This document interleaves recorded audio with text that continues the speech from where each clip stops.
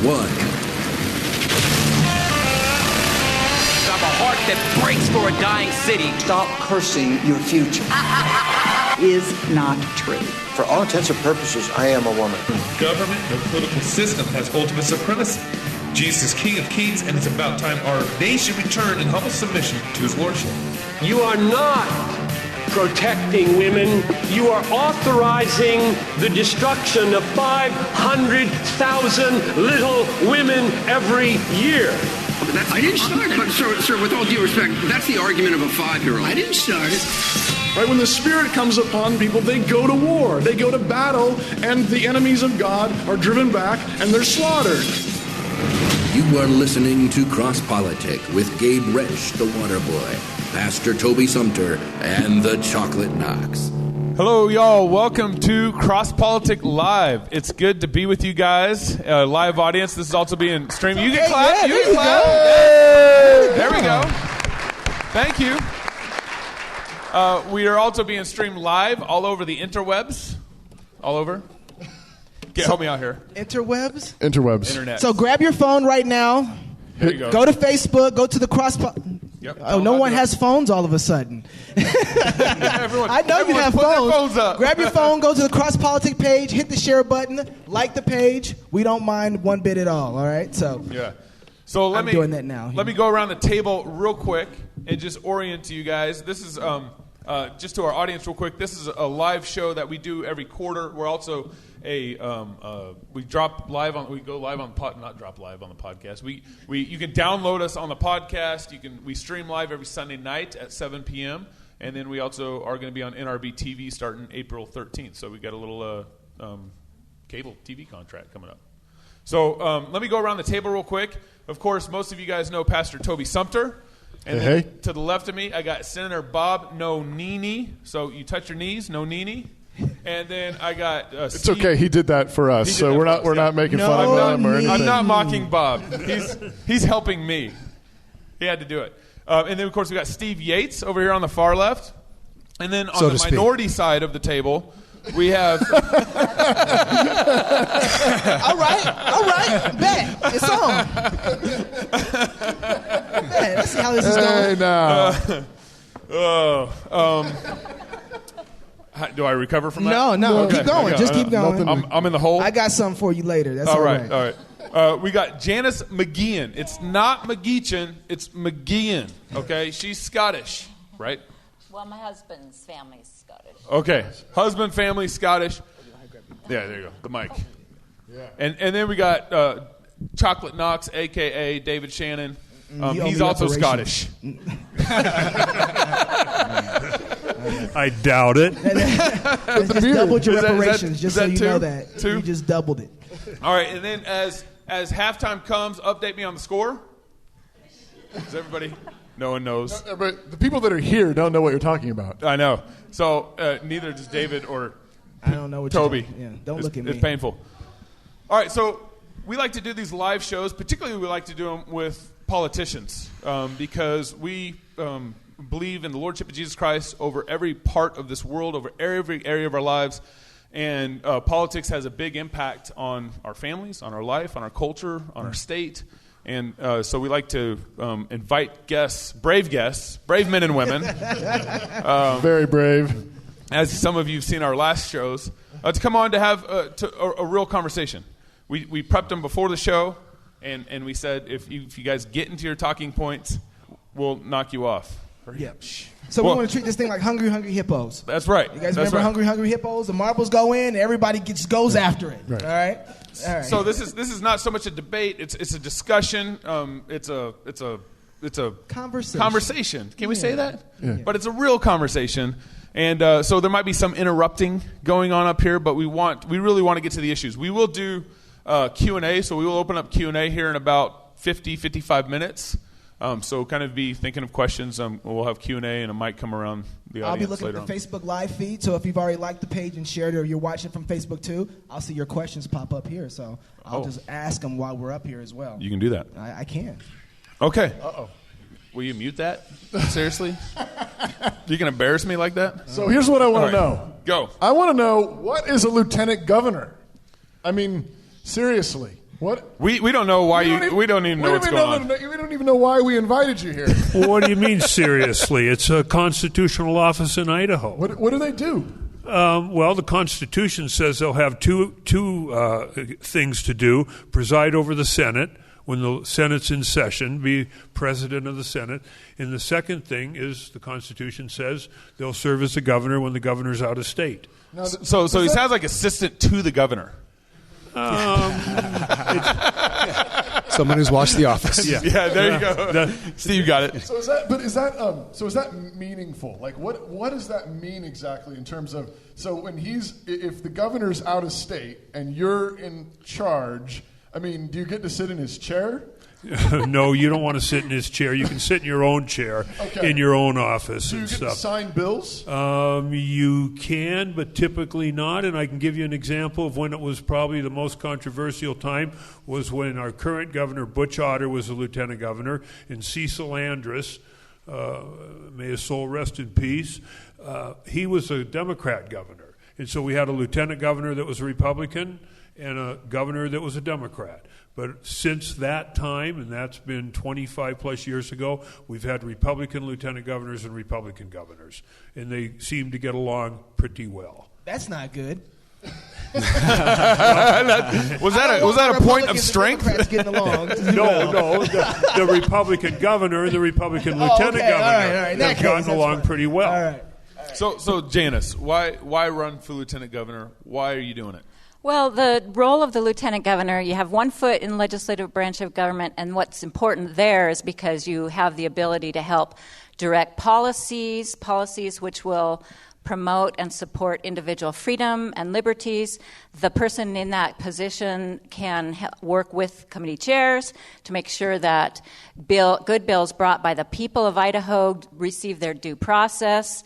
That's a real important thing to do in the legislative side. On the executive branch, what's important there is to work hand in hand with the governor and with the agencies to promote efficiency in the agencies and make sure that there's a good level of customer service being developed for our citizens of Idaho. And thirdly, we should work to develop good communication, a good line of communication and cooperation with the legislature and the executive branch to avoid some of the pitfalls, the battles, and the vetoes that we've seen in the past few years. Can you give an example, Janice, of like the kind of thing, like how would this actually work out? Like, give us a practical example of a particular bill that you think would promotes liberty for Idahoans. That you like, how would you use your authority or your influence to guide it through the legislature, guide it all the way to the governor's desk? Like, well, how does that work? It's just working, because when you're the president presiding over the Senate, you would work directly with the chairs of all the committees. And there's been some really good bills that have been held up in the committees. One was the use of CBD oil, which the citizens of Idaho supported year after year after year. Another one is a good bill to protect the liberties of individuals in the state of Idaho in case the federal government came in and tried to seize the person. It has to do with the protection of the Civil Bill of Rights under the national... So basically, you would work with each chair. If there's a bill you like, you work with them, you negotiate with them. Yes. You come alongside them to try to usher it through. Yes, to have foster better communication and cooperation between the legislative branch and the executive branch of government. Still sounds like an assistant to the governor. Well, there are a few things that past lieutenant governors have done that are beyond the walls of the Capitol. The lieutenant governors have traditionally, in the recent generation, been seen as kind of a key salesperson for Idaho in promoting economic development, trade opportunities, and trying to help spur growth for our economy. The current governor has asked the current lieutenant governor to chair the Leadership in Nuclear Energy Commission. There are, depending on who the governor is, there could be different roles and missions. But many of the past lieutenant governors have described the office as very much what a person brings to it. Each of us will have different experience and background that in different ways could complement what a governor is doing. But there's an awful lot that can be done beyond the Capitol to help a governor and a legislature succeed more in implementing conservative solutions. I happen to think that maintaining close ties with the party that nominates you is a positive thing. and think that kind of engagement with the grassroots around the party could be a big plus. There's lots of other things that are not prescribed in the Constitution, but are roles that can be worked out with who the next governor is, and of your own initiative. Each of us will have our own voice, our own priorities, our own experience to try to add value. Okay, that's helpful. So with that in mind, then what current candidate running for governor would you vote for? Start with you, Steve.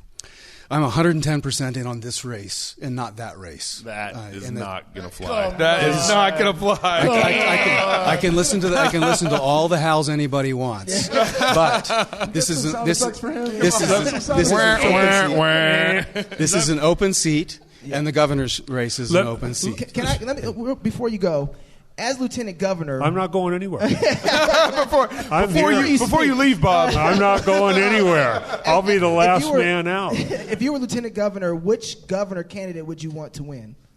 I want the winner to win, and then I want to work with. Who would you want to serve under, though, as lieutenant governor? Look, I mean, if anybody that is serious about this race is preparing to try to add the most value to the other race, and any one of us that is spending time working out a lane in the other race is losing this race. So then you don't think there's a better or worse candidate for governor right now? I do. So who would you want? I'll carry that into the ballot box, and I'll tell you the day after the election. So that's not an answer. He doesn't want to malign his base. Already right now, I feel like I'm getting the political cookie. Yeah, exactly. You know? Political cookie. You know what the cookie is? Tell him the cookie. And so what the cookie is when I say, hey, what is that? And you go, oh, it's nothing. Look at this good old cookie. It's chocolate chips in it. It tastes really good. It's nothing you need to pay attention to, baby. And I feel like that. I feel you. Just tell me I feel you. Yeah. But the fact of the matter is, I have built a campaign that has support in every region of the state. I have a campaign that has support from all three gubernatorial candidates. Oh, so you'll get in trouble if you actually put one out. There's no good reason for me to alienate the support that of my own labor have built up around the state to say I'm going to support one of these other candidates. I got you. Hold on 1 second. But you do think there's a better candidate. Raising his hand. There's one that you wouldn't want though. I think I've basically made clear I am not answering a question about the governor's race. All right. Bob. You got some answers, Bob? Because I'm not I getting got some answers. Let me start here. I can tell you why, of the three of us at this table and the other two that aren't invited, why I will be the best lieutenant governor.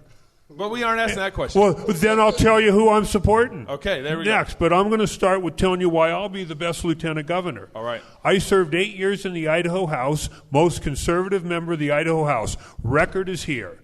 Not by me, by the third party. I've served 6 years in the Idaho Senate. Most conservative senator, records here, not by me. We'll get third into that. party. We'll get okay. So let's say Raul Labrador becomes the next governor of Idaho. I served 4 years with Raul when he served in the legislature.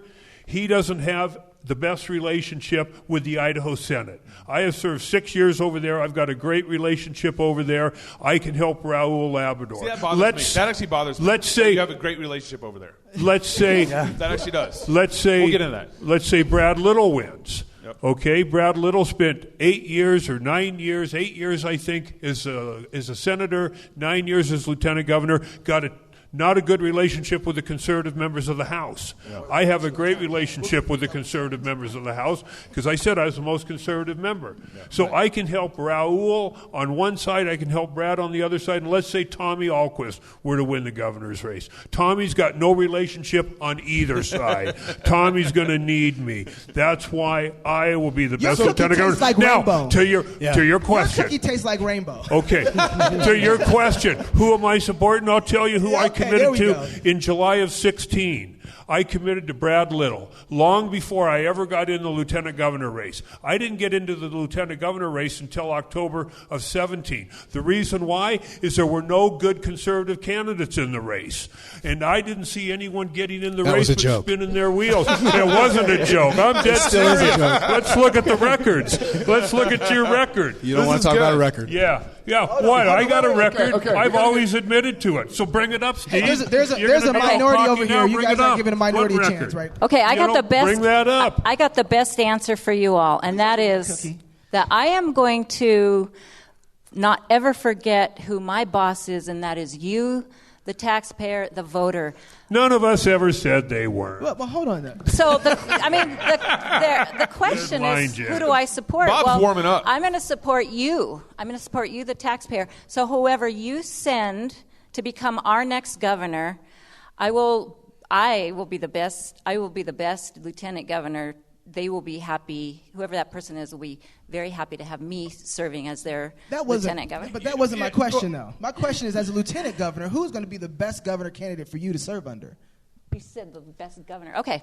I'll answer that question honestly. All three men are good, honest, sincere men. They all bring talents. I served with two of them. I served with Raul Labrador in the House for 8 years, and he's the one that I identify most with as far as my philosophy of government, who I would vote most closely aligned with. And so I just ask that you all send the most conservative candidate who has the standing to back up what he has to say. So Raul Labrador. All right. Would be the Sounds like an endorsement for Bob Nonini. So this is a good example of why I don't trust politicians. Right? It's a simple question. What do you really think? I gave the answer. You did. Yeah. Sort of. No, not sort But part of. of your answer included that you had a good relationship with a bunch of people who keep doing the wrong thing over and over again. Oh. No. Right? You have a good relationship with all I these have a senators. good relationship. I have a with good all relationship. these senators. They don't all do the wrong thing. One of my good friends down there, officers right next door, is a good buddy of yours, and I told you out in the lobby. He said to tell you hi. Yes. Dan Foreman. Yes. Dan Foreman supports Bob Nonini. Are you going to help Dan Foreman get his criminalization of abortion legislature through? His legislation? Yes, if he can get a hearing, you bet I'd support it. Who's got the record on supporting legislation in the legislature? How come I didn't hear your support when he was trying to push it through in the committee? I wasn't chairman? on that committee. I can't do anything. Your voice would have been huge with Jeff Sidaway. Absolutely. I told those guys where I stand. They know where I stand. You didn't tell on us. Abortion. Well, I haven't been on your show before. No. Who did the law? You didn't tell Idaho. When Dan Foreman was under fire for trying to get that legislation up to the table, I didn't hear a peep from other senators, except for the Democrats who didn't like that. They were loud. Well, I support it's very important to me. No one's stronger on the pro-life issue. I think that one of the things he's getting at is, so we have this whole Trump phenom. Yeah. Okay? And the thing that happens is you have somebody that just, sticks their neck out there, does something different, strange, awkward, bizarre, like Trump, who broke basically every rule in the book, right? He says, no, I'm not coming. I'm not going to show up to your stupid debate. CNN. Right? And everybody's just, that's it. He's going to ruin everything. But what happens is, and he's still doing his thing. And tweeting at 3 o'clock in the morning. Tweeting at 3 o'clock in the morning. Showdowns with whoever and wherever he wants. Fighting Joe Biden. He doesn't. Fisticuff. He doesn't care. But here's what happens. As soon as somebody like that, the thing about him is that the thing that people really love about him is he doesn't care. Right? He doesn't care. He doesn't bow to anybody. And it's for good or for bad. It's good, bad, all over the map. But what happens is 5 minutes down the road from that, somebody wants to brand that and sell it. Like Russ Fulcher here in Idaho. He's saying I'm a Trump supporter now. So you have didn't hear that during the election from Russ. I'm the real conservative. I'm the deepest conservative. I'm the Trump. Capital T Trump. It's on the paper, right? Yeah. And I think the thing is that Trump has clearly proven that he doesn't care. I mean, there's just no doubt about it. Again, good, bad, whatever, he doesn't care. He just doesn't. And so I think. What does that mean? So the question I have though is then, it's really, and this goes back to Gabe's point. I think so many conservatives. The reason why Trump won is because so many conservatives are tired of the conservative line.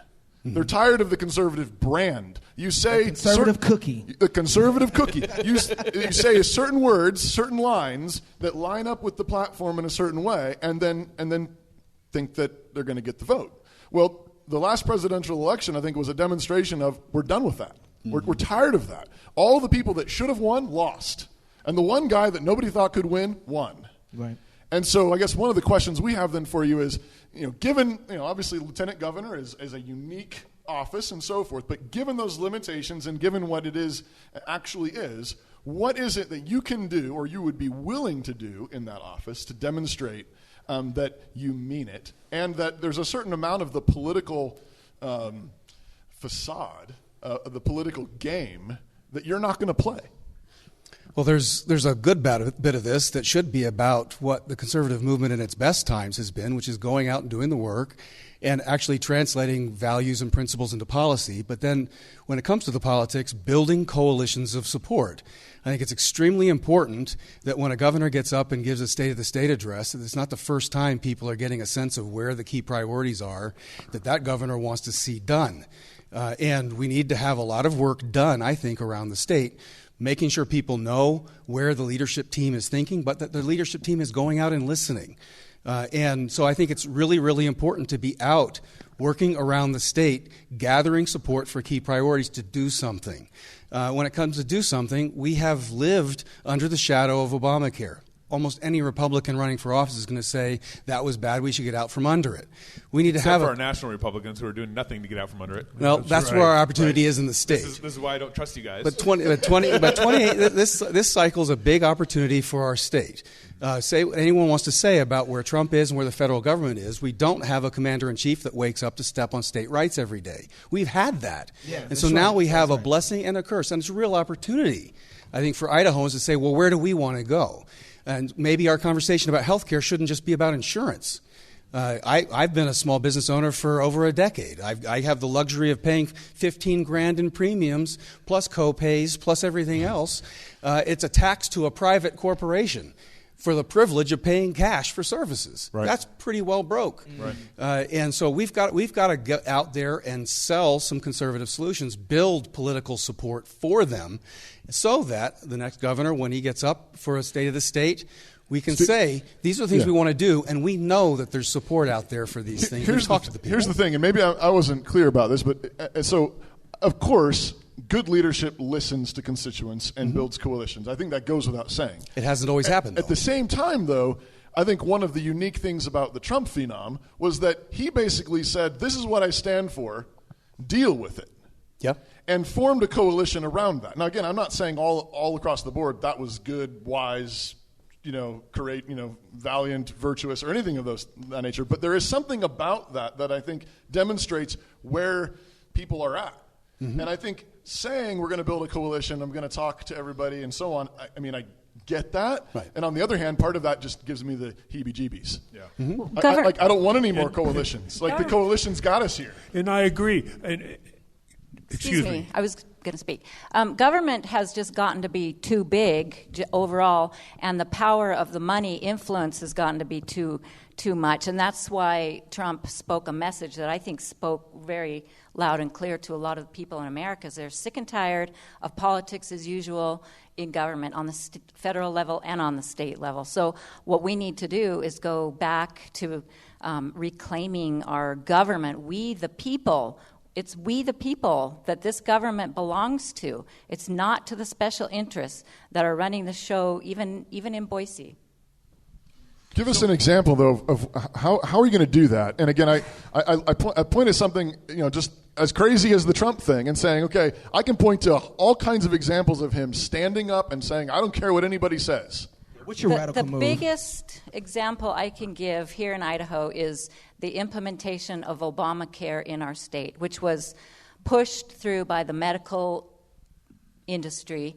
It was pushed through because there's big dollars that are involved in going to the insurance companies and the hospitals, all of the providers. So Obamacare is a bad policy. I hope we're going to talk about some good things tonight, I hope, morality. One of the worst moral abominations of Obamacare was the requirement to provide abortifacients in every single health insurance policy.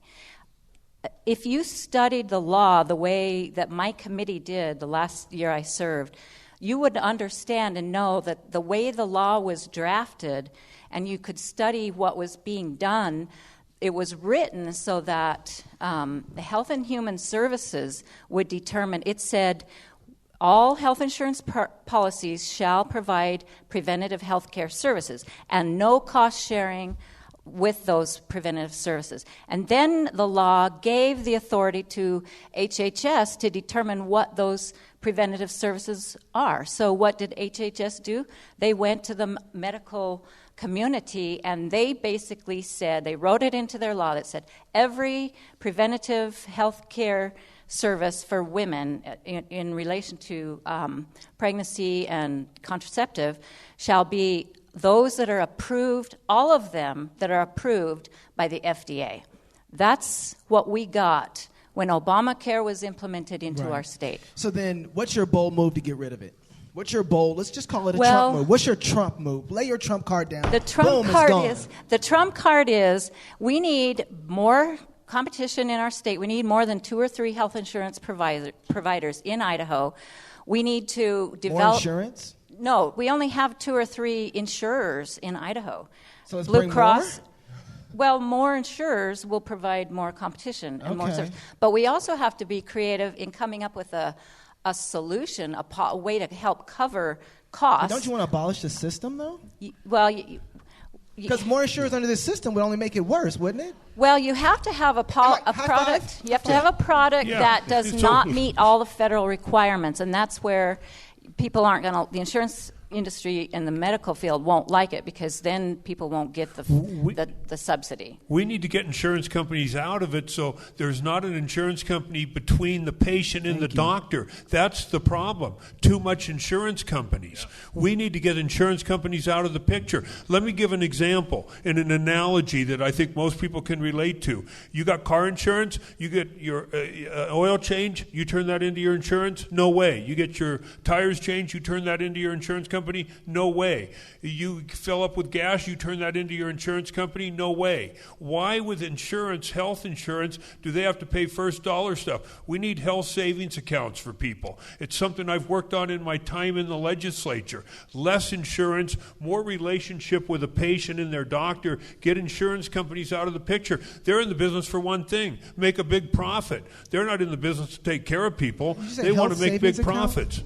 Health savings accounts? Health savings accounts. From individuals who own their own money, they get to save their own money to use it for health issues, right? Yeah. Not you creating a savings account we don't need for the government to create those accounts. No. And regulate those accounts. But no, we need health savings accounts. They're out there now. They're legal right now. Right. We need more people to have their own health savings accounts, more personal responsibility. Right. We need people to go on transparency systems and look at transparency. What does it cost to have a knee done at Northwest Specialty Hospital? What's it cost to get a knee done at Kootenai Health? What's it cost to get a knee done at Gritman Medical Center? What's it cost to get a knee done at a private surgical hospital? We need transparency in health care, and that's the problem. People want to be taken care of. We need personal responsibility. People need to do this themselves, not have the government involved, not have insurance companies. So what's your bold move? My bold move is to get rid of insurance companies except for high deductible when you have cancer, when you've got a serious accident. What does that look like? That looks like very high plans where they'll pay something if it's over $5,000, $6,000, $10,000. So you just tell the federal government we're not doing it here in Idaho. We're not doing. We tried to do that in Idaho, and you saw what the federal government, even under Trump, what they just told Little and Otter when they were back there. What did they tell them? They told them you can't do that. And they said you can't do that. It's illegal because it's against federal policy. I'm so fed up with Trump and those guys not getting it done. Would you just obey that order from the federal government? Well, federal government's got supreme power. We got to. All right, go ahead. Jump in. Well, in Idaho, you can't just say we're not going to do it. Really? Yeah. Really? Well, we can try. We'll see how far that goes. What about to try I sense there's a subject matter coming on that theme, but on the healthcare topic generally, everyone in this audience probably has heard of MediShares. And it's a concept that is outside of insurance. And there are other kinds of pooling of people that should be able to form groups in order to be able to share the burden of different kinds of costs. And it is overregulation that stands in the way of these kinds of things. It would be partly a federal fight, but it needs to be a concept pushed in Idaho also. The truth in pricing part is very real. That needs to happen. There's been a lot of discussion about getting policies across state lines. That's one issue, but really there's Overregulation has stood in the way of people being able to form their own risk pools for too long. Right. That is basically what has made individual and small business policies ridiculously expensive. If people don't know, the average family of 4, if they have one of these policies, they basically are forcing a spouse to have to work. There are no family vacations. There is no extra car because it can cost between $20,000 and $30,000 a year just for those services. These modeled like MediShares, but other kinds of things outside of insurance are real. They're hard. It would be very difficult to have them broadly adopted immediately, but we definitely need to have that freedom and flexibility in Idaho. Somebody make me a Trump card. I need a Trump card real quick. So tell me your Trump card. What's your Trump card? This is basically moving beyond the system, getting into something where you can form different kinds of risk pools. You would want to have insurance for the high risk. Sure. Back to the Bill Whittle video that talks about car insurance and health insurance. Some more Samaritan Ministry type setups coming in and doing their thing. The churches are one of the natural organizing components of our communities. And it's only because of overregulation that you've had these risk pools defined by companies. The Trump card is all these things that have been discussed, doing it under a new administration, because these are not new ideas. I personally know of individuals that have tried to bring these good ideas to the current administration, and they don't get a door in the front seat. So 2018 is a great opportunity for change. The Trump card is a new administration, new leadership to welcome these ideas from people from all over the state. The ideas are already out there. A lot of smart people in Idaho. They've tried, they've knocked on the door, and they get turned down. We need new administration. Thanks, Janice. I want to move back to what Bob brought up a minute ago and start talking a little bit. It seems like one of the things we are up against, and this is a broad conversation, but it has to do with the relationship between the federal government and state government. We're seeing a really unprecedented moment unfolding in front of us where sort of, especially on the left, you have states defying the feds when it comes to issues like immigration and marijuana. California, passed legislation where they're going to criminally prosecute employers who comply with the federal immigration policies. I mean, this is like it reminds me of the Fugitive Slave Act prior to the Civil War, where that it was this adding insult to injury with the states. But my question is are conservatives? It seems to me that liberals are willing to play chicken with the feds, and my question is I think Trump is for all the problem. I mean, he doesn't play with anybody, but he's willing to play chicken. Are you guys willing to play chicken with the feds? Every day, you bet we are. Well, you just said that they're supreme and that you wouldn't fight them on the rules. We have the 10th Amendment. 10th Amendment says what the amen. Amen on the 10th Amendment. Will you stand on it? Will you stand on it? Will you stand on the 10th I will Amendment? stand on the 10th Amendment. But support you the just 10th said Amendment. I said the federal government can set laws, and those laws are supposed to be above the state laws. That doesn't mean we have to agree with them. That doesn't mean we can't fight them. That doesn't mean we can't do something to stop those federal laws. But part of looking at states' rights is saying that some of the laws that the federal government passed just doesn't apply here. Well, then why do because they're surpassing their authority. Then why understand? Why do insurance companies in Major League Baseball don't have to fall under the antitrust laws? That's a federal law. That is total nonsense. We should be able to go. I don't care. I don't care what's going on in Idaho, right? I mean, like the Major League and all those laws like that.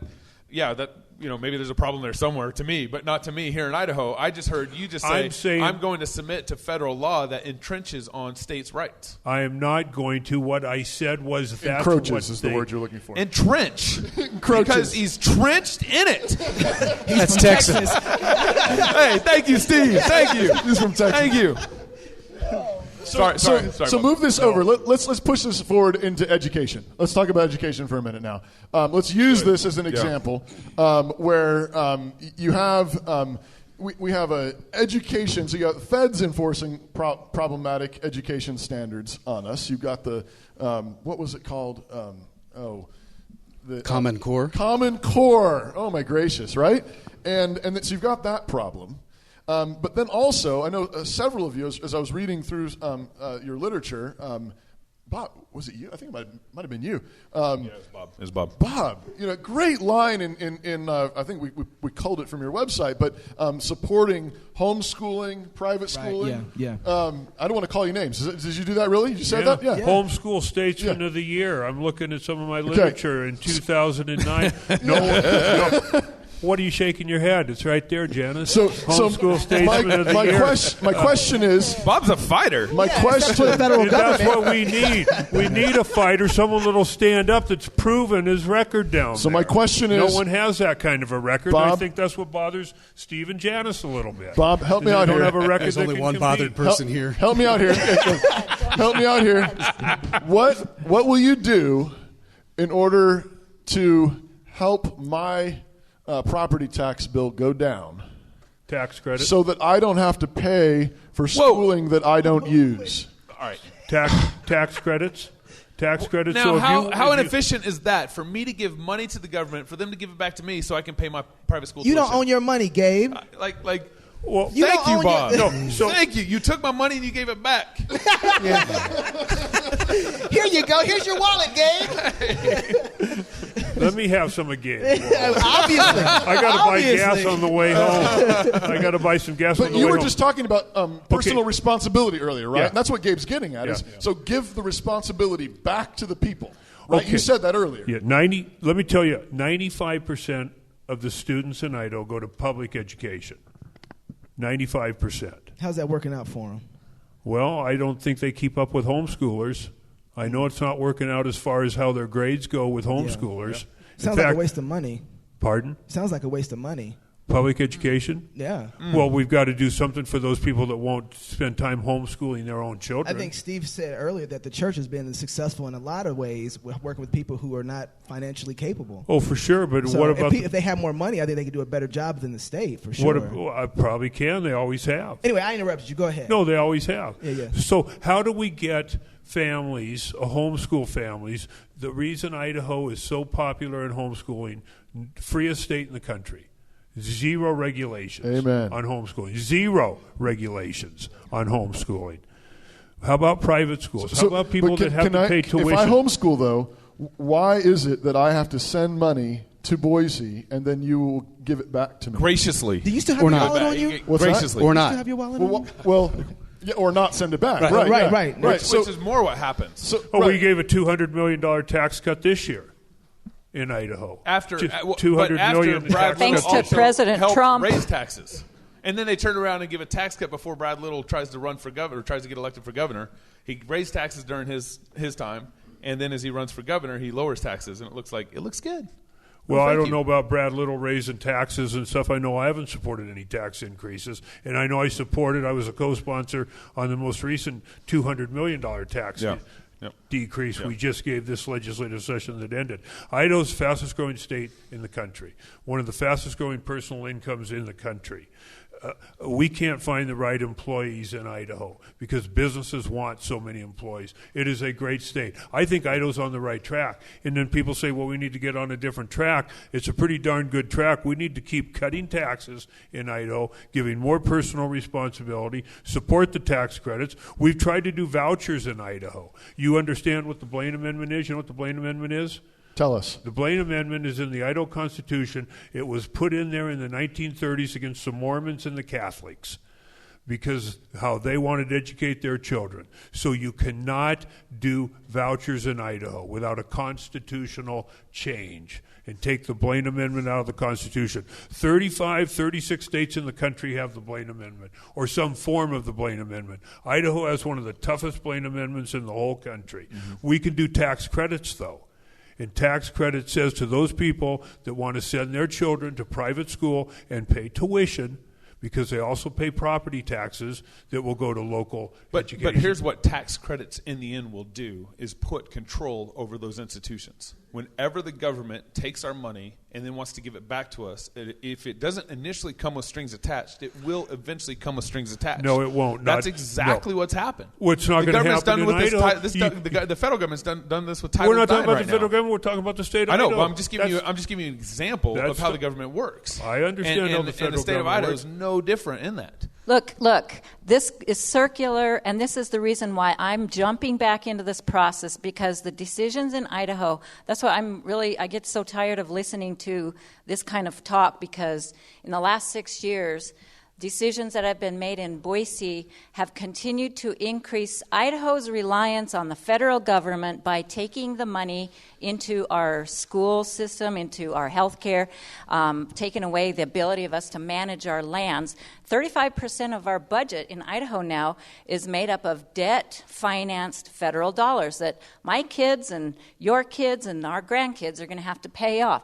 So let's not talk the talk about state sovereignty and what are we going to do to push back against the federal government. Let's do it. Let's do it. Talk the talk, Janice. Give her the organ. Give her the organ. Where's the organ? But ask Janice where she was on House Bill 222 when she voted against the NRA and the Second Amendment. I'll talk to you about that if that's what you want to talk If we about. Want to Can we go back to the education that's thing? where I want to stay in education for a second. On education, including the Blaine Amendment and other things.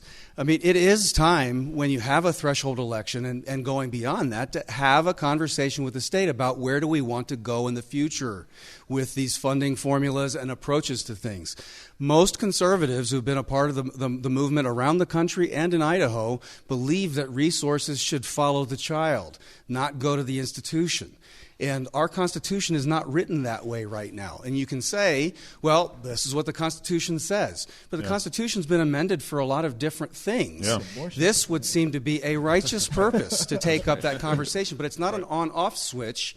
It would need to be a conversation that's pushed, and we would need to win the votes to cross that high hurdle. Would you push that conversation? I would.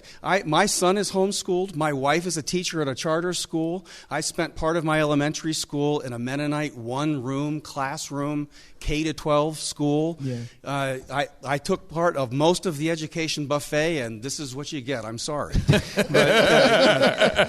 We forgive you, Steve. But we've got to push beyond this is the way it has been to this is the way it should be. And I just think that a vast majority of conservatives around Idaho believe the resources need to follow the child. And if that child is being educated to the best ability in a private school, in a charter school, or even a public school, then the resources need to go where that child is. All right. I want to get back to Janice. Yeah. Janice, you had a great little tirade there for a second. It was lovely. But seriously, you said we need to not talk about pushing back against the feds. We need to actually do it. And what do you mean by that? Well, Doing what? It means we quit accepting the carrot gets dangled in the cookie dangled in front of our eyes, and it's so tempting to take that easy money and put it into our classroom, implement Obamacare. I've seen it in the Department of Labor. I've seen it in our roads, the way we build our roads. I've seen it across state government. It's too easy to take that money but that money comes with the strings attached. So, and there was a bill. I was talking about that. There was a bill in the legislature this year that would have expanded another program under the Medicaid, and thankfully that was held back. But that's what I mean. We need to stop doing that, and then we need to implement policies that are more favorable to our small companies and our big companies. We need to reduce taxes on them. So are you talking about stop taking federal funding? Is that one of the things specifically? The first thing that we have to do is quit expanding the programs and quit taking more, because we've built it so much into our budget that we can't just get rid of it all tomorrow. That would be hurtful to a lot of people. So we quit expanding the program, and then we work on building up our economy, taking Idaho per capita income from 49th lowest in the nation, build that up. We're low productivity, low outcome, low wealth in our state. Build that up, provide our kids with better skills to equip them when they're done with high school, and just build up Idaho's great, but we have a lot of challenges. You said that'd be hurtful to a lot of people, but I don't think a lot of people would be mad at getting more money in their pocket. Well, but if you've ever served in the legislature, as I did, during two of the toughest recessions that we've had in Idaho, and where we had to, just in my division of Medicaid, we had to find $20 million to cut. That's not easy to do. It's painful to a lot of people. But what we did is we worked hand in hand across the aisle with the Senate leadership, House leadership, the governor's office, the agency, the advocates, and we did across-the-board cuts that didn't hurt the one individual program, that in a way that it could be absorbed across the board. So, but education, isn't that a little bit of an easier setup to fix? Well, not sure what you mean by that. So, like, fix the education system. So, if you had the Trump card right now to fix the education system, and you can do it, just forget about how it's worked out for a second. What was the first thing you would do to say, okay, this is how we fix education? We dropped the federal standard, and people don't say no to the it. federal government. No more money from the federal government. Yeah, then? Because I think 30% you could save right off the top in the administration in schools. Yeah, sure. So yeah, we have a lot of opportunity. Drop the federal standard. Some people don't like to call it Common Core anymore, but that's basically what it is. And we have to go back to, not every child thinks the same way. Some kids learn on the left brain and some learn on the right brain. And we need to have local control. We need to give our parents more choice, trust our teachers, support our local school districts, and let them find a way to the best educates their kids. So I'm having a hard time with the education thing because I think, David, to get to Knox's point on this, it seems like that's an area where we could easily return the money to the communities and they still be able to have the access and ability to educate their own children. Yeah. But the thing is you guys want to get voted in, and the unions out there have a problem with that. And so you won't do that. And there's an easy solution to actually it's about $10,000 a head to send a kid to Moscow High here in town. It's about $5,000 to $6,000 a head to send a kid to Logos. Mm-hmm. So half the price, and percentage-wise, the educational outcomes at Logos are higher. And so why don't we just why don't we make the easy solution is just give the money back to the local communities and let them educate their kids based off their own choice? Bob? I would be fine with that. In fact, again, I'm going to go back to what I've been able to do in my 14 years. For a Republican to serve on education in the legislature is a tough position. And in this race, I'm learning that. In this race for lieutenant governor, in fact, one of you two just mentioned the teachers union. Teachers union does not like Bob Nonini. They've never liked Bob Nonini because I've taken the teachers union on. But my point's going to be, in my time in the Idaho legislature, now Steve Yates has never served. Steve Yates lived, 5 years, 6 years or so, but never just served. Work on the numbers. Yeah, but never served in the Idaho legislature. So it's easy to say the things you would like to try to do if you did get elected. Yeah. But Janice it's as if we served, don't have a different president. Marv has served. Kelly Packard has served. No one wanted to be on education. I've taken that fight. Why do you think I have all these awards? Is because I want to fight the union. I want to fight the public system. I want more charter schools. I want more private schools. How long have you been fighting? 14 years? Pardon? How long have you been fighting? You said 14 years? 14 years. And we're still here. I'm just looking around. Our property taxes are still going up. You got to say there's 105 of them down there. Okay. There's 104 other legislators. So it'd be easy to stand out. So I've never heard of you any more than Yates in that race. sense. Well, then you haven't looked at the Idaho legislature much. No, I pay attention. Well, then I'm surprised. Okay, good. I'm surprised. Good. I'm surprised. Surprise me some more. No one's done the pro-life stuff that I've done. No one's done the tax credits for homeschooling that I've done. No one's done the charter I don't want school tax. stuff. I don't want to give the money to the government to give back to me. That just don't. That just.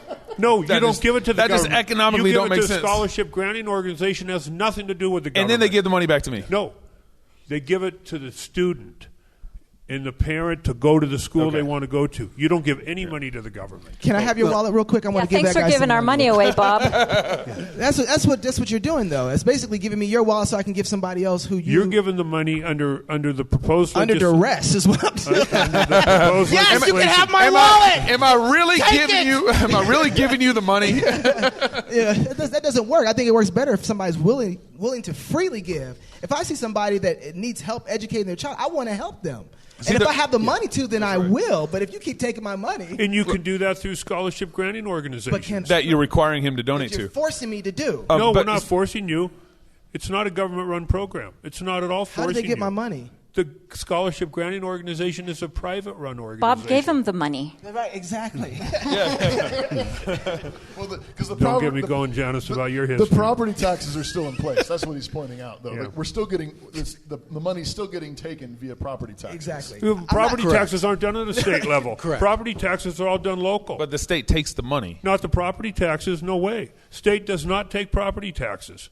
At all. The state doesn't take 100% of our property taxes. They don't take 1% of your property taxes. Okay, somebody fix goes that. into education. Yeah, locally. Correct. It goes into local education, Right. so it gets distributed locally. So that's a local thing. Talk to your county commissioners. Talk to your local school board. They'll be up here next. Yeah. They should. That's be. coming. I saw a county commissioner out there. We're going to talk. We're coming. Steve probably didn't understand that because the state doesn't take any property taxes. It all goes local. Yeah, property taxpayers don't understand the system. I'm sure every single one of them appreciated that. I just said you, Steve. yeah, just you. So easy to fill out your 1040s, you know. Yeah. All right, so you should have been here for a few years. You have no sense of no one disagreeing with you. Let's turn this to a couple of the high profile moral issues that we're facing before we open this up for Q&A. I think some of the big ones that we are facing right now, we have abortion, which has been a big issue. Janice brought it up earlier. We also have the homosexual marriage issue, Obergefell. And we have what is so-called transgender rights issues. These are some of the three big things where many of us with Christian values find ourselves pinned, find ourselves being chased. And find ourselves watching politicians like in Idaho just give in. And many of our so-called conservative leaders, they don't feel to us. We don't feel like we're being protected. We don't feel like we're being advocated for. And the left says, let's have a conversation, and by that they mean we're going to hold you in a headlock and get you to do force you to do it, or we'll fine you, or we'll send you to jail. And it seems to us that we need conservatives that are willing to stand up and fight on these issues in particular, where it's the clearest. We're talking about life. We're talking about being made in the image of God, male and female, not 6 genders, not 10 genders, 2. And that's because God made us that way, created us that way. And even though they want to talk to us like we're insane or crazy or have 3 heads to say this kind of thing, it's like gravity. It's like squares have 4 sides. It's that kind of common sense that we're up against. What will you do with the influence, the authority that you're given as lieutenant governor to protect the state of Idaho on these particular issues? Well, I voted for the marriage amendment, and I fought for pro-life while I served in the legislature for 10 years. And then I know that there's the add the words. There's a group of people that want to add the words to our Human Rights Commission. But I don't see there's a necessity for that, because as a business owner, I don't discriminate, and I see that as a way to open the door for if somebody came in and tried to apply for a job with me and they claimed that I didn't want to hire them because of this or that, which is not how I run my business, they could have a lawsuit against me. So I'm very cautious about adding those words to our statute. This is like an anti-discrimination statute? Yeah, so it says you can't discriminate based on this, and this in the Human Rights Commission. Janice, if our friend Dan Foreman was bringing his legislation before the Senate again I don't remember the name of the committee, that he couldn't even get a number on his bill, which would strip away the amendment to our Constitution that was added after Roe versus Wade, which says, so in our Idaho Constitution code, it says that abortion is actually murder. But after Roe versus Wade, a non-criminalization phrase or clause was added that said basically we won't prosecute this. Dan Foreman's legislation was proposing to remove that non-criminalization out of the Idaho code and making abortion murder in Idaho again. Mm-hmm. He couldn't even get a number on his bill. Would you be willing to be cheerleading for a bill like that? Well, I believe in the process, the democratic process, and any bill that is brought by a legislator should be given the due process. So in the position of, yes, in the position of lieutenant governor. But here's the thing. Yes. We all understand. Understand due absolutely. process. We all understand that you can't just snap your fingers and make abortion illegal tomorrow. Right. But you can stand on a chair and cheer. You can get in. You have mics in front of your face regularly, and you can say, there are how many is it? Like 1,200 or how many babies are murdered in Idaho? About 1,200 babies are murdered in Idaho every year by abortion. Yeah. Are you willing to stand up for those 1,200 babies? And I know you say I voted for pro-life legislation. Great, but are you willing to stand up in the chair and say 1,200 is too many? Yes, absolutely. My record shows. Yeah. How come when Dan Foreman's bill got rejected that I didn't hear anything from you in the news or the media or on Twitter regarding Dan Foreman's everybody hated Dan. Well, I was busy campaigning for this position and running 4 businesses, so I was having a hard time trying to keep up on every single piece of legislation. That was a pretty big one. I think if there was a shooter gunning down kids in our streets, I would imagine you'd have something to say about it. We have 1,200 Idaho children being gunned down in our state every year. I think it's a pretty big deal. Well, it's unfortunate that he didn't have the support from some of his colleagues in the legislature to get a hearing on his bill. What are you guys going to do, Steve? Well, I think we all agree that abortion is murder. And it's very, very important that we... Do you guys hear that? He said abortion is murder. Yeah. Way to go, yeah. Way to go. It takes a lot of guts to say that. Well, it's a fact. You're taking a life that was not freely given, and it's a fundamental disrespect for the power of creation. I just don't think there's any way around it. I would say that in terms of criminalizing abortion, I have no problem with that, other than criminalizing things doesn't stop the behavior, and our first objective needs to be to save that child. And so anyone who is strongly pro-life, and I'm not alone in this, everyone that's a part of the movement needs to be doing everything possible to get those people out of those circumstances or engage them where they are. Absolutely. There is a father problem in our country. There is a broken family problem in our country. Yeah. There is a failure to come to faith in our country. Mm-hmm. Idaho should be a great fertile ground for a revival of some of these things. But going and getting to those people, one abortion in Idaho is too many. Yeah. It would be great if we could just say never in Idaho. So how come I didn't hear you, and when Dan Foreman put this legislation, I didn't hear your voice. I didn't hear you tweet on it. I didn't hear anything from you.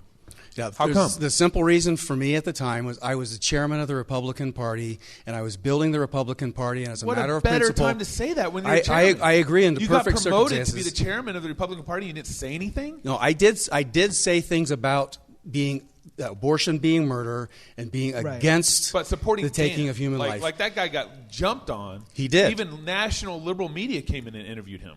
He did. And so we let our little boy just go out all by himself. Look, I'm just explaining the reasons why I took a certain position on the legislature in general while I was chairman. I was elected chairman at a time when the party was completely broken, and there were a lot of people in the party that wanted to play in the legislature, but the party needed to do some basic things Let me first. guess, it was all Bob's fault. Bob wasn't a part of the process. Only Bob would have said that. Bob had been there for 14 years. So we wanted to make sure that we were rebuilding some of the basic functions of the party. But and you rebuild it with life. You don't rebuild it with, conversation. Absolutely. And in no the party reformation happened at a conversation. There's no conversation started a reformation. It's correct. Nailing things on Wittenberg doors that start things. So the vehicle in the party is our county central committees, legislative committees, and our state central committee. And we had conversations in the committees to try to use what we had to support any effort to improve pro-life legislation. But I had to represent the elected will of that body. And if I spoke as chairman and there was no way for me to say, here's the part of our platform and here's the vote of my body, so I this couldn't gets us speak to for that body. 1858. You're chairman of the Republican Party. 1858. And the Republican Party is No, if I believed, I'm just looking at you. No, Go ahead. I can't understand why you're looking at me. My son gives me the same look every once in a while. And you're sitting here trying to build gives a me coalition that look too. to free the slaves. You're trying to build a coalition to free the slaves. If I believed that one bill was going to be the threshold in that, I would have resigned my position as chairman and gone out and fought for that bill. I don't believe that it was that threshold moment at the time. I do believe in the principle of abortion being murder, and we need to end all abortion in Idaho. But I want to go back to what you were talking about. And all taxpayer funding for that, period. Sure. If you make it illegal and make it murder, wouldn't that also suppress it? Because, that's what... You would think. But, that's what...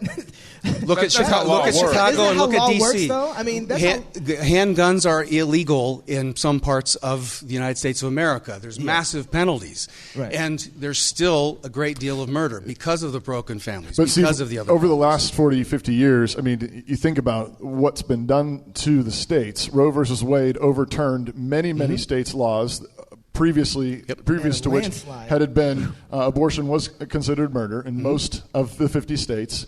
The same thing just happened with Obergefell, where marriage was defined as one woman, one man in our state and many's. And many conservatives keep wanting to have a conversation. And Obergefell overturned that. But the thing is that the left seems to understand that even though you're right, legislation doesn't stop and doesn't change everything overnight, it has a discipling effect. It can. It's one of the things. Absolutely. They keep... the culture keeps following the legislation. I'd like the culture to lead it. Well, right, but so we're asking though, are you willing? I mean, how are you willing to take a stand and lead in this particular fight? You go out and you engage the communities around the state. You show where Idahoans really are on these issues. We may have to test things with ballot initiatives. We may need to consider, are there amendments to constitutions that need to be considered? But President Trump has started the process of some of these barriers beginning to erode.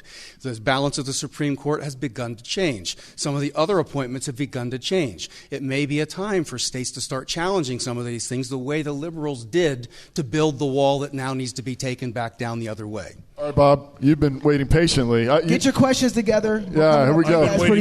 Bob, what are you going to do to protect us from this and lead us out of this culture of death? I am going to continue the fight that I have fought in the legislature. When I ran for 14 years. Idaho became the first state in the country. Gabe, I'd love to have 104 guys like me. We'd get your stuff done. Me and 104 guys like me, we'd get it done. But I'm one of 104. But I've never heard your voice. When Dan Foreman was down there, I did not hear your voice. I didn't hear you say one thing in support of Dan Foreman. All I can say is Dan Foreman supporting me. I talked to him this morning on the phone, and give him. Don't look so shocked. Yeah, but you left him to hang high and dry out in front of national liberal media. He's a nice guy, though. Okay, so I ran the first. Idaho became the first state in the country to make the coercion of a woman into having an abortion a felony. Took me 2 years to get that legislation done. 2008. I worked on it in 2007. I got it done in 2008. We became the first state in the country. Georgia tried to do the same thing. It happened a year after us. So that was a starting point for that. Janice didn't even vote on the bill. Said you're pro-life. Bob, that is not the truth. I've got the record. Let's look at the record. I've got the record here, too. Absent and excused. Janice, absent and excused. Where's your pear slip, Janice? So wait, did you say it's a felony? Yeah. To coerce a woman. I've got the record right here. I voted for that bill in the committee. You're not even on the committee. That is not the truth. State affairs. Right here. Health and welfare. Right here. That's your bill. It didn't. Coercion. Right there. The state affairs. McGeehan. It says McGeehan, aye. Well, we'll disagree with that. That is not the truth. Didn't vote on the floor. Didn't do a pear slip, Janice. Come on, Bob. You know how it is sometimes. I don't know where I was then. Do we need to Maybe I was presenting a bill to the Every Senate. time I'm gone, I do pear slips. When things are on the third reading excuses, calendar, Janice. Pro-life. It's not an excuse. Pro-life, Janice. What else, Bob? Quit pro-life. lying about so my I'll record. continue to work on this issue. Quit lying about my record. It's one of the hardest things. The worst things we do in this country. Abortion is murder. Absolute murder. Amen. And I will continue to fight on that as Lieutenant Governor. And from that position, you'll have a bigger platform to promote the other legislators to support your legislation. Would you criminalize abortion? Yes. Thank you. Would you be willing to play chicken with the feds on that? Yes, I would. Sponsor the legislation. Yes, I would. I like the easy answers like that. Yes and no. That makes it easy for me. All right. Hey, you know what people said? Excuse me, Janice. Okay. I'm talking now. Just like you cut me off. Let me Let's not forget finish, she's a Janice. lady too. Now, come on, Bob. This is the part that reminds me. Wow. Because 30 years ago, how's DC there going, buddy? Bob's on fire now. There's a little ADHD going on. Who's got a microphone for some questions? Ooh. Who's got a microphone out there? Anybody got any questions out there? Okay, Coop's got the microphone. Hey, everybody say hi to Cooper. Hey. If you guys have any questions, just raise your hand. Raise your hand. Do we have any questions on Facebook? Get help, Bob. Let me check on Facebook. I'll check Facebook. You pull that up. If you're on Facebook Live and you're watching and you have a question, there's a question in the back there. Is this on? Okay. You a man or not? Let's see.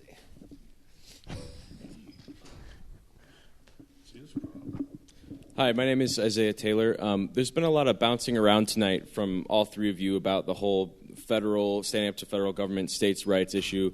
There's just been a lot of bouncing, and it's not totally clear. So I'm wondering if I could get pretty quick from each one of you what you think the relationship of federal law is to state law.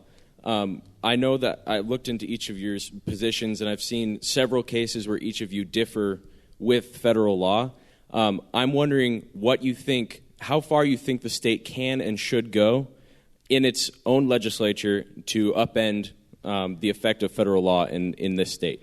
Well, I believe in the way our founding fathers formed our perfect form of government, and that is that the rights that matter are our unalienable rights to life, liberty, and the pursuit of happiness. And the only purpose of government, whether it's state or federal, is to protect those liberties. That's what matters. And when those laws start to infringe on our rights, our property rights, all the rights that are enshrined in the Bill of Rights, that's when we need to rise up as people and redress our government and fight back. Well, we're definitely at a point where we're very out of balance. And there couldn't have been a worse time than coming out of the Obama administration to see federal encroachment over states in too many areas of our lives. And so no matter what anyone's answer is, we should be pushing more for state solutions and states' rights. Now, anybody that is sworn into office is going to swear an oath to uphold the U.S. Constitution and the Idaho Constitution.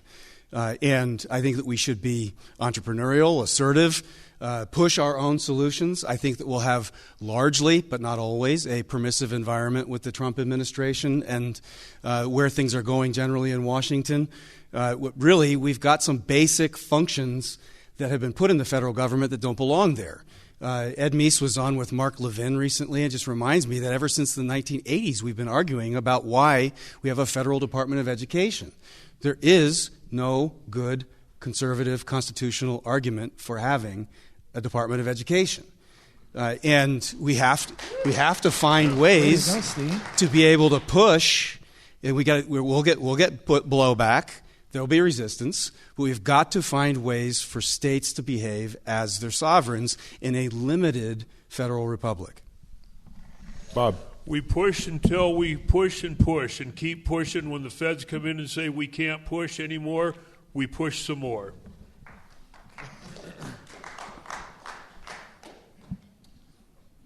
I don't know what that meant. I think I did. He wants to fight. Okay. There we go. Good. Another question?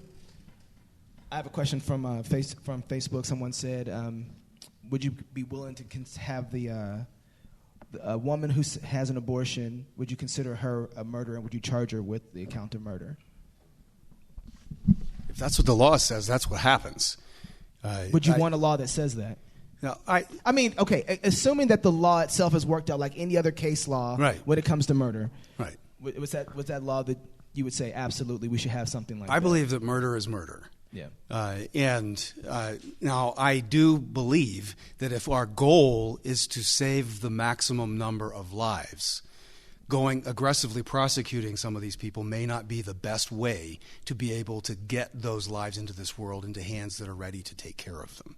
And so I don't know that I would be for aggressive prosecution. But if someone wants to say, is this murder and should it be listed as that under the law, I don't have a problem with that. You gave me like a half cookie. Well, life sometimes takes the other half. Yeah. I mean, seriously, if we're dealing with people that have made bad choices and are in bad circumstances. I have a child that was born in terrible circumstances. Yeah. And the culture of today would have said terminate the pregnancy.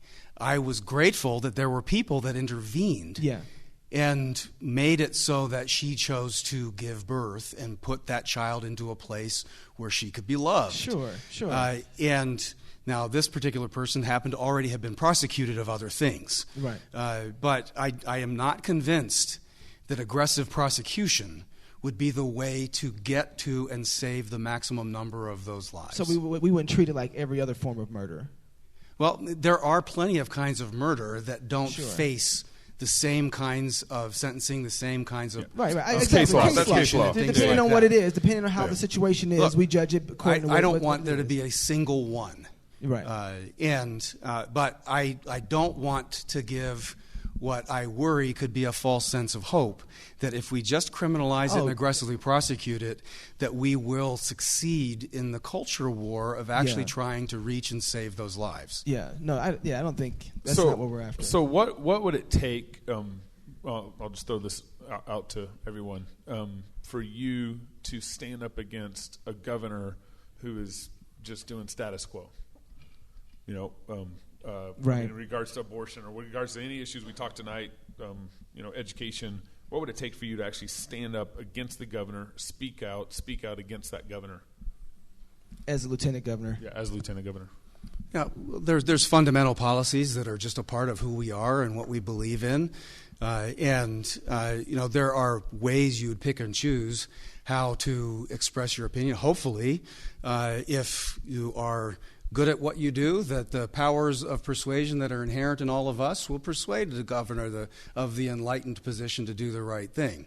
But if there's something that is profoundly at odds with faith, experience, my family, I wouldn't hesitate for a moment to speak my mind.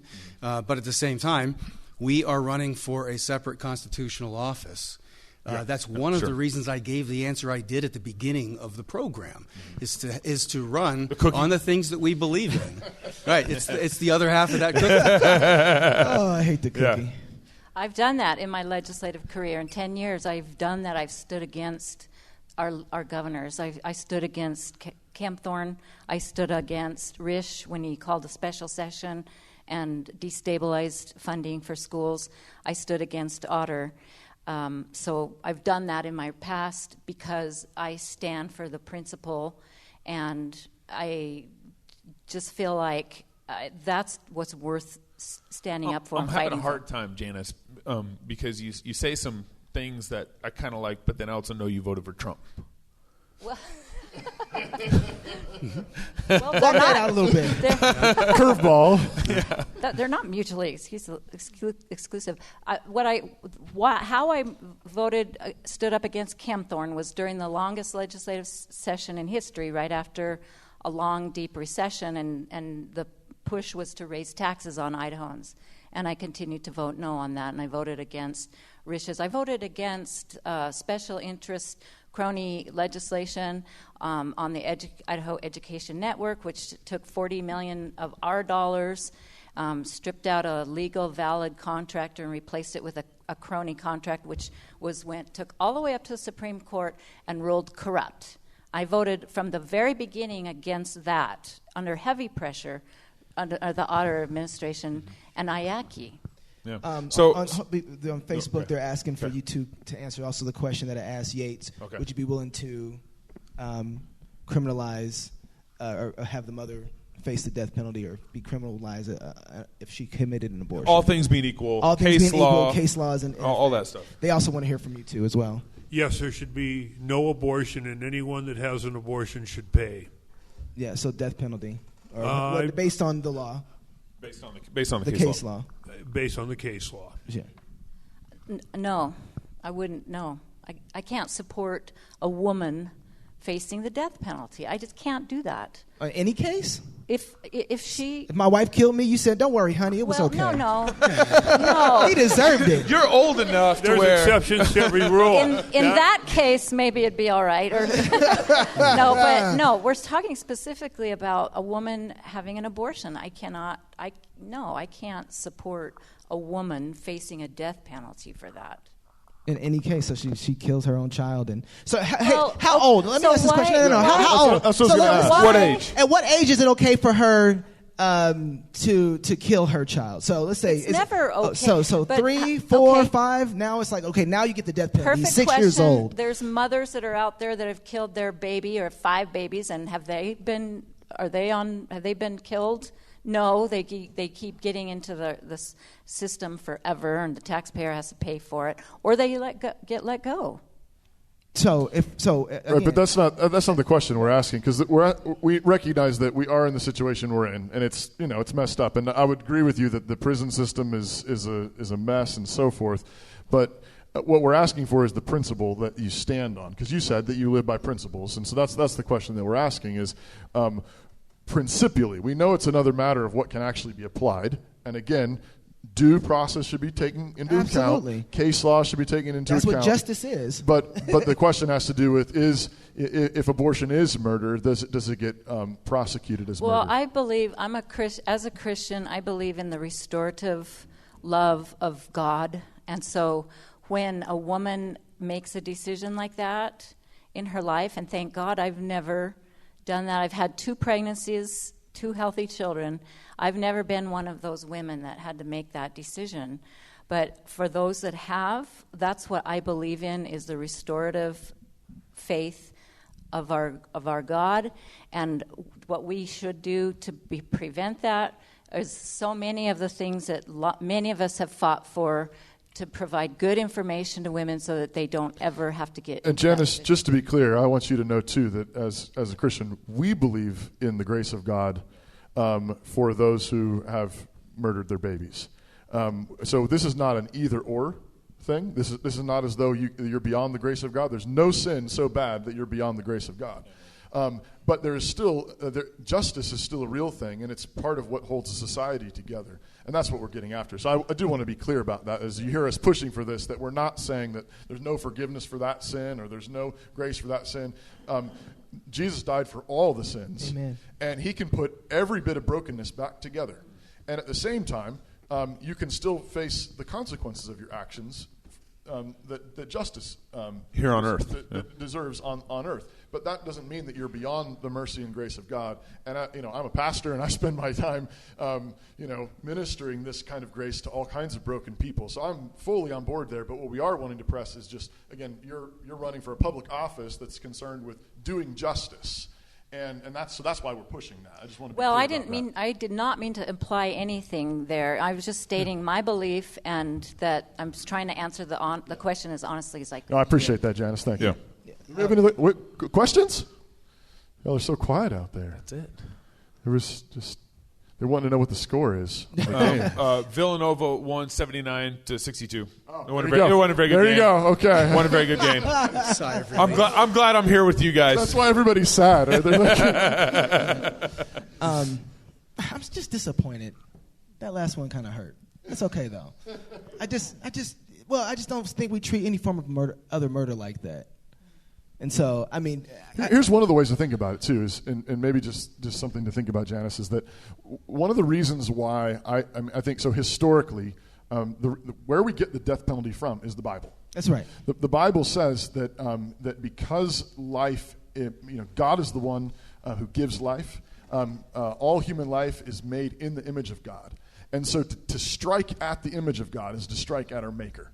Yeah. And so one of the things it does when we insist that, and again, I wouldn't say that every last taking of life it deserves the death penalty. There's first-degree murder, there's manslaughter, and all these things. Yeah. And the Bible makes room for all those things. And so that's why we've said due process and case law and all that. But nevertheless, having that in place, that murder, all things being equal, does deserve the death penalty, is a way of valuing life. We're actually stating objectively it's worth this much. That's right. It's worth this much That's life, right. and it's not really an accident that in the culture where we've slowly but surely stopped actually implementing the death penalty. It's so rare, and then when it is, it's after years and years and years and years. And of course, I do think there should be due process, there should be room for appeal, and so forth. Nevertheless, all things being equal, when you get away from that connection, that if you take someone's life, then ordinarily you should expect your life to be taken. That's a way of fundamentally valuing life. We're saying it's worth this much, and are you willing to pay that? That's what it's going to cost. But when we get away from that, we're saying it's not worth that much. It's worth 25 years. Your circumstances are more important than the life. Maybe we'll give you cable TV in a little box cell for 25 years and pay for your meals, and we're fundamentally devaluing life when we do that. Agreed. We'll put them in slavery instead. If we don't have any more questions, I think. Hey, we're there. Yeah, let's. Is there any special thanks? We had a bunch of people helping us set up. Yeah, we had a bunch of people help set up. One of our contractor friends gave us their 200-year-old wood to build this table. Austin Family Anderson Construction. Anderson Family Construction. Yeah. Had a bunch of guys help us set up and everything. So big shout out to them. Thank you guys for coming. Yeah, appreciate it. Appreciate Let's give your our time. candidates Stay a hand around for coming Stay too. around. Give these guys a round of applause. Love God with all your heart, soul, mind, and strength. Love your neighbors, yourself. And until we get another chance to do a live event, go fight, laugh, and feast. Thank you guys for coming. Have a great night. Amen. Thank you.